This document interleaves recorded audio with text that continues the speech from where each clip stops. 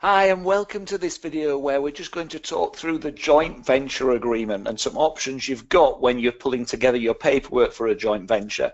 What I'd strongly recommend is that you print a copy of the agreement from the site, so you've got a physical copy of the agreement in front of you. You can then make notes on it. You can pause the video as I'm speaking and make notes on it. Now remember, I am not a lawyer.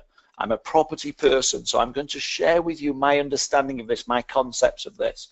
The bottom line with this, I would recommend when you're starting out, for the sake of £500, £1,000, to get your agreements watertight, I would suggest you use this document as a set of intentions. You fill this in as much as possible, but then you take it to your lawyer, and the lawyer's got all the intentions filled out. It's made you think about everything, and then you have the conversation with your lawyer, and the lawyer drafts the final piece.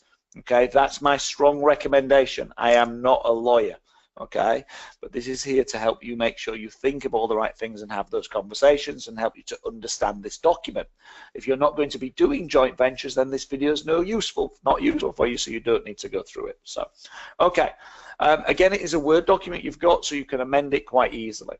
So up at the top here, the joint venture agreement, made and entered into on this date, the execution date. So you'd fill in that date, that would be the date this joint venture starts, okay? And it's between certain people. So here it says Bob Smith, and it doesn't have Bob Smith's address, but it should have, okay? England, and then the postcode at the end there, and John Talbot of blah, blah, blah, blah, blah, England, and the postcode, okay? Background, the members wish to enter into association of mutual benefit and agree to jointly invest and set up a joint venture enterprise. These are the terms and conditions set out below, okay? So it talks about the formation, it talks about the name. The business name of the venture will be, I've put in here Property Mentorship Academy. You need to fill in the business name of your venture. What are you going to call it? And it can just be the partnership of X and Y. It's not crucial what you put there, okay?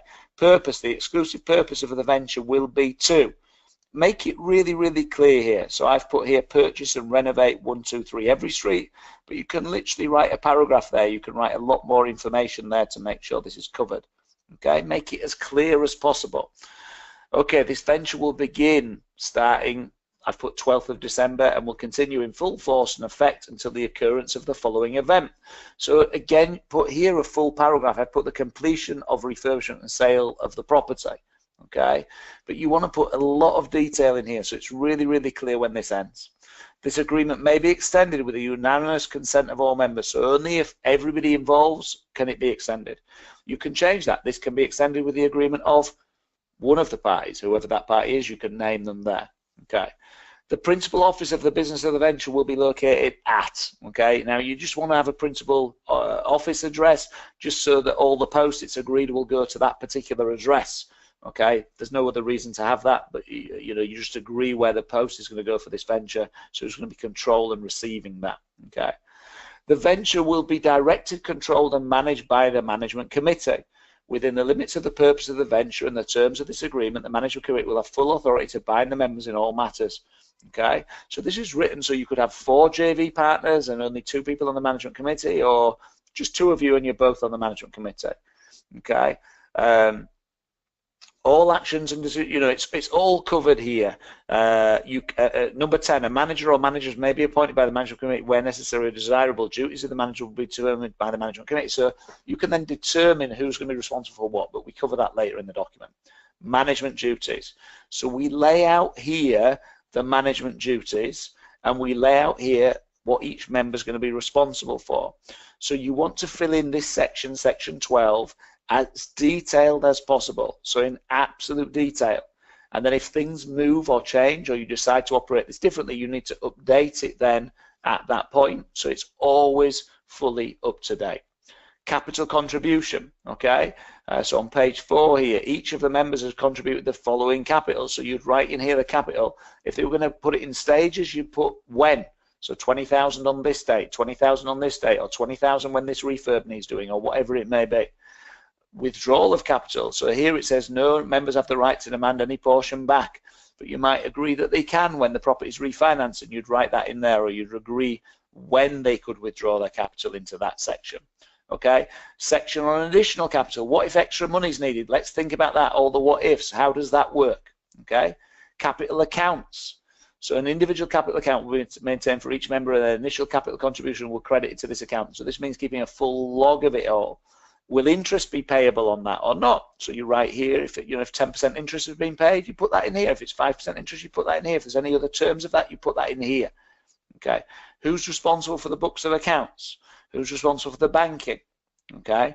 How often are you going to meet? This says the members will meet monthly, and there'll be meeting minutes made. You want to make those meeting minutes, even if it's your best friend, and keep them in the file so it's just really clear who was agreed and what was agreed. And if anything changes, because things do change, then you come back and review this document and agree the changes accordingly. Okay. So any amendments, the agreement may only be amended with unanimous consent of all members. You can change that so that 2 of 3 of you, if there's 3 of you in it, 2 of you can agree to amend it. You decide what it is, but you write it in. Can new members be brought in? Can somebody be kicked out? On what basis can someone be brought in? On what basis can somebody kicked out? You need to think that through and then just amend the terms here. Okay. If a member gets into bankruptcy or withdraws voluntarily from the venture, how does that work? Okay. How does distributing any money owing to that person at that time work? Okay. What would lead to the whole dissolution of this whole joint venture? So getting rid of this whole thing and liquidation. So you need to think that through and fill that in here. Okay. So if you do decide that one of you is allowed to leave, how do you value what their share is worth when they leave, and how do you decide how they get paid that? Valuation of interest here at point 38. Okay, so this is all here not to panic you, but to make you think about all these different eventualities that may happen, and so you make a written plan for them. Okay, so can you transfer your members' interest? So can I say, I don't want to be a 50% shareholder anymore, but I'll sell it to John Smith, who you don't even know. So now you're in partnership with John Smith, or is that not allowed? It's been written here so that you can pass it on to somebody else, but can you? And if so, it needs to be written in here that you can. Okay, and then you've got some pretty common terms in terms of force majeure, duty of loyalty, etc. These are pretty common terms to go in the back of any agreement. Okay, I know they last for 3 pages. Again, get your solicitor to explain what they mean if you don't understand. Again, if you don't understand these terms, you definitely want a solicitor to be drawing it up officially for the sake of £500 or £1,000 in the scheme of the whole venture. It's well worth doing, and it protects you and protects your JV partner. Okay, but if you work your way through each of these sections, you will get to a point where you understand all the things you need to think about to make the right decisions, and it will give your joint venture partner a lot of peace of mind. This document is not intended to bury something in the small print that your JV partner doesn't see, so you trick them. It's intended to just very, very clearly lay out all the what-ifs, so you and them are very clear on how this should work. So really hope you found that useful. If you're on my mentorship program, use the forum to ask me more questions. Otherwise, go to a solicitor and get them to use this as a basis point. Their job will be 90% done, and then they can tidy it up and make sure that it's fully covered for you and you're fully protected. You shouldn't be expecting to spend more than £1,000 at the solicitors. If you go with this pretty much filled in, probably not more than £500 to get this in place, and it protects both parties. Hope you found that useful. Invest with knowledge, invest with confidence, create financial freedom. I'll speak to you soon. Thank you.